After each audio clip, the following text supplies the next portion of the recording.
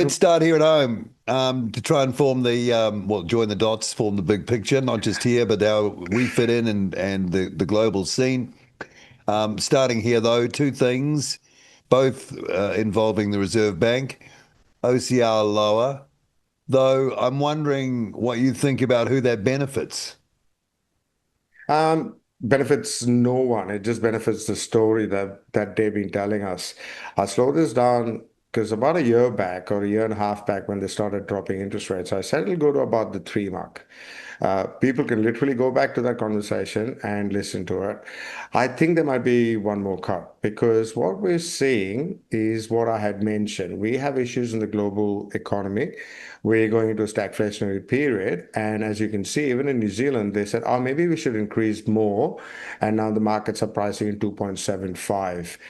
And in Australia, they actually had a split board where the board split on whether they should have a 25 basis point cut or a 50 basis point cut. That tells you that half the board in Australia is saying the economy is too weak and we need to keep cutting.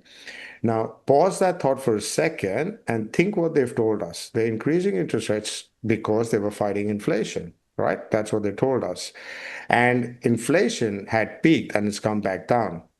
So they started reducing interest rates, but most reserve banks tell us, and the RBNZ tells us, that the happy band for them is around the 2%, and inflation in New Zealand is not in the 2%.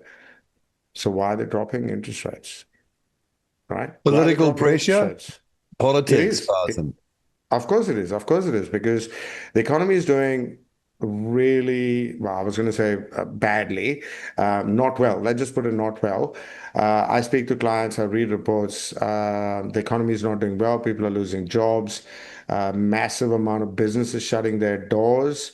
And house prices have obviously been going back for a year and a half. So obviously, what is the only way you can spur the economy? There's two ways, as I've said, there's fiscal policy and there's monetary policy. Fiscal policy is when the government says, here's my bond, I want to borrow money from someone, whether it's pension funds, insurance companies globally. And if nobody wants it, the Reserve Bank just prints out the money for you. And then the government spends the money into the economy, which we saw during COVID. Well, technically, they didn't spend it on anything productive. All they did was handed it out to people to sit at home so they could switch on the television at 12:30 or 1 a.m. to see how many people were in hospitals. But that was not a productive Actually, they use never of the told us who money. was in hospitals, Farzin. They never told us. They told us how many people were infected. That's all they told us. Yes, yes. And then magically, like how many people were dying and Matt, anyways, it was what I'm trying to get to is you shut down the economy, not use those funds productively, and then you have a problem. Let's say that same how many ever billions they borrowed during COVID.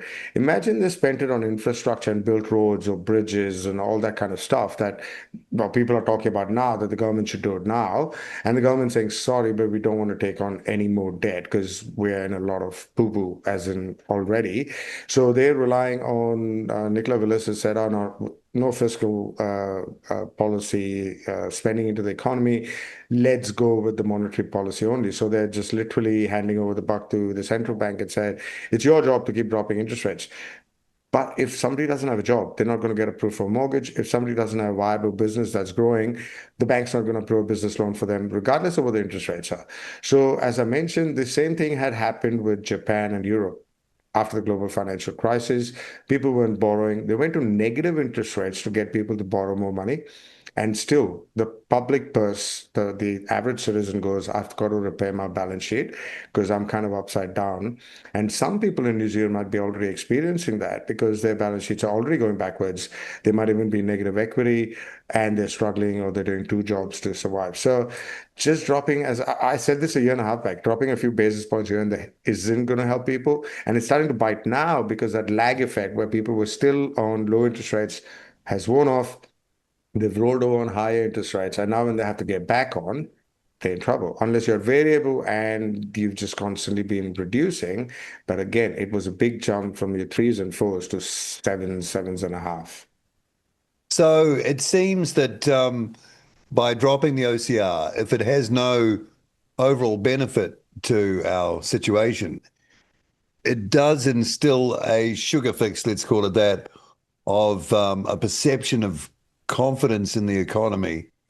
And if you are desperate in the housing market, it's kind of like a log floating down the stream that you can sort of try and cling to. I mean, that's really what it is, isn't it? It's signaling at this time to the voter base with an election only a year, just over a year away, that it's not all that bad.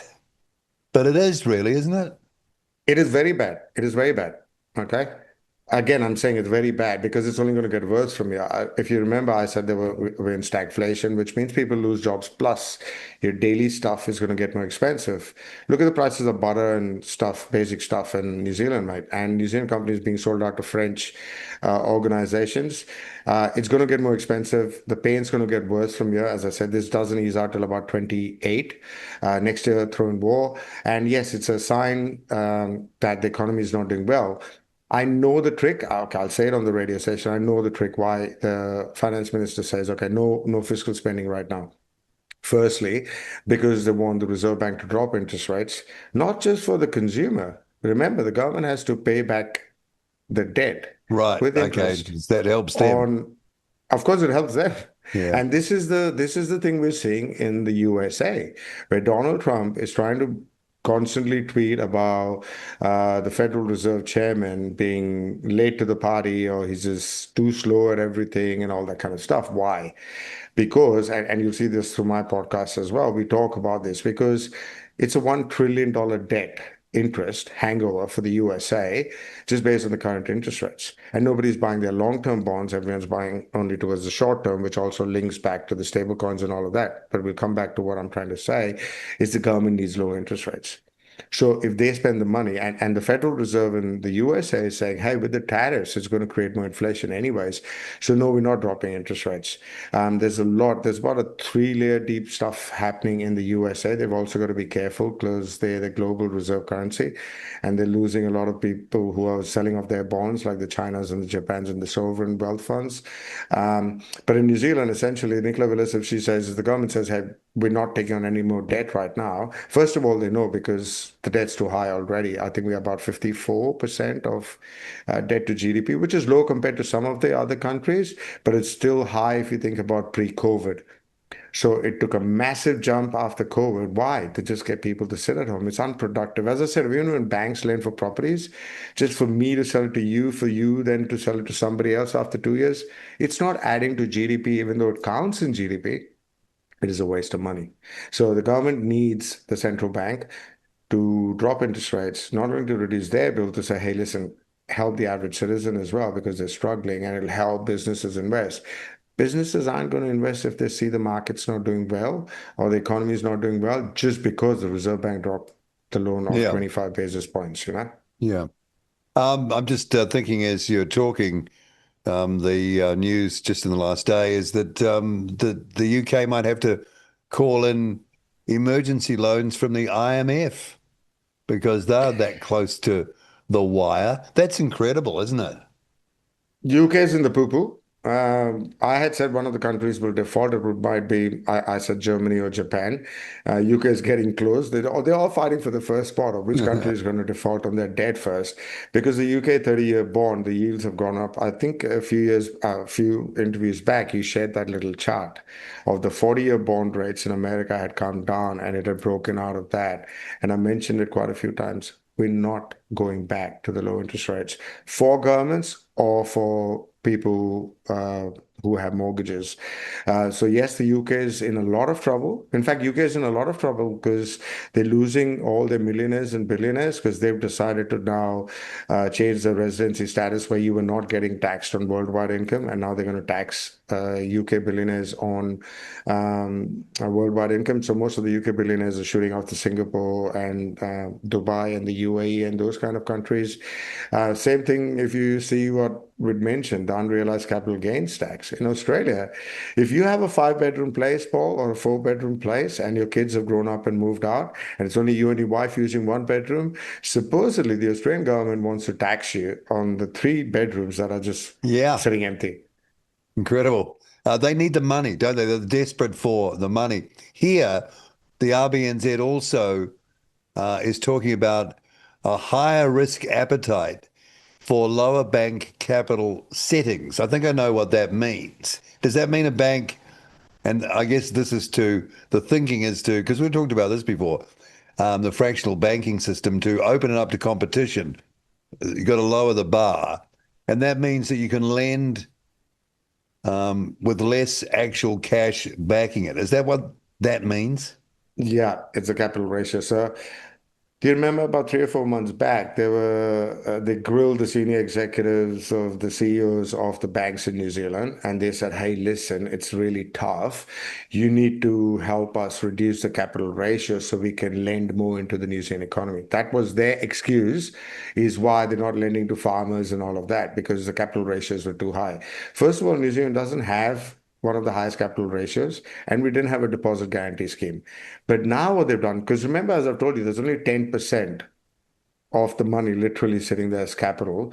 90% is Fugazi, journal entry, mouse click money. Hey, you want a loan? I'll give you 800,000. Go buy that house, but sign the contract first so I can put it on my balance sheet and just credit your account with 800 so you can go pay it out there. Money doesn't exist. Now, the 10% that does exist, it depends on tier one and tier two capital ratios. So what the RBNZ has said was, well, they forced it, and you can see the politicians pushing this issue. They said, it's the banks not lending. I told you guys, the audience, this as well. It's not just the interest rates. It's the banks are businesses. They're viable businesses. They will make decisions that are best for themselves. So just because you want a loan and the interest rates are low, they might say, no, you're a risky borrower. We don't want to lend to you. So the credit tightens as well. And the government's now saying, hey, the credit's tightening because of these capital ratios, which is rubbish. It's tightening because the economy is suffering. People don't have disposable income to take on more debt. But it's a good excuse for the government to say, hey, let's just reduce these. Now, the massive jump it's taken is from 30 million down to 5 million. That is ridiculous. But again, New Zealand's not the first to this. About a year and a half back in the USA, when the Federal Reserve was buying, remember those bonds collapsed and the Federal Reserve, I think it was called the BTFP, Bank Term Funding Program, because I told you there were government bonds on banks' balance sheets and they were upside down. So the Federal Reserve bought it at par. And just like capital ratios in New Zealand and Australia, out there it's called an SLR, which is a supplementary liquidity ratio. The Federal Reserve reduced it to 1. Instead of 10%, they reduced it to 1%. So all you had to do was put 1% capital aside and you can lend out 99% against that, which is very risky. And that is what I said we're going to face. We're coming to the end of the financial system, and there's no doubts. They can only kick the can down the road so many times. And as I've been interviewing these guys, obviously some of them have said they've run out of kicks now. There's no more penalty kicks for them. This is it. So again, I'm not touting my own podcast, but these are some of the smartest minds in the people in the world saying we thought that it was collapsing during the global financial crisis.